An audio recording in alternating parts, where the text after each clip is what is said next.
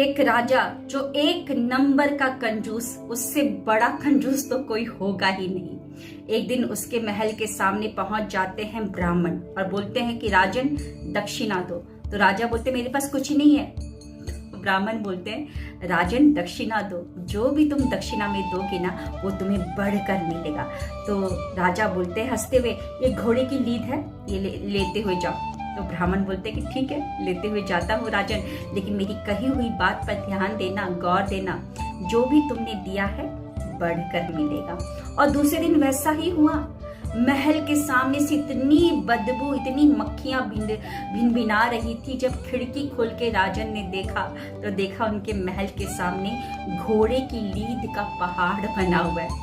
अब तो राजन को समझ में आ गया कुछ गलती कर दी, और वो भी बहुत बड़ी गलती कर दी उन्होंने। तो वो ब्राह्मण को ढूंढते ढूंढते पहुंच जाते और बोलते हैं प्रभु बताइए ये घोड़े की जो लीद बनी है पहाड़, उसका वो कैसे घटेगा, कैसे हटेगा। तो ब्राह्मण बोलते हैं बहुत सिंपल है। तुम्हारे साम्राज्य के, राज्य के, तुम्हारे घर परिवार के लोग, तुम्हारे ही बंधु तुम्हारे खिलाफ गलत सलत बातें बोलेंगे।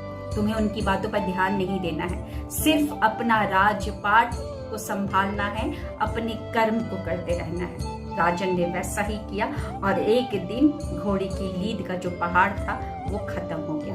तो ऐसे ही कुछ होंगे आपके भी प्रारब्ध कर्मा, जिसकी वजह से आज बहुत सारे लोग आपके पीठ पीछे गलत सलत बातें बोल रहे हैं। उनकी बातों पर बिल्कुल ध्यान नहीं देना है, अपने कर्म को करना है। देखिएगा एक दिन वो जो घोड़े की लीद का जो पहाड़ बना ना, वो घटना स्टार्ट हो जाएगा और एक दिन खत्म भी हो जाएगा, है ना।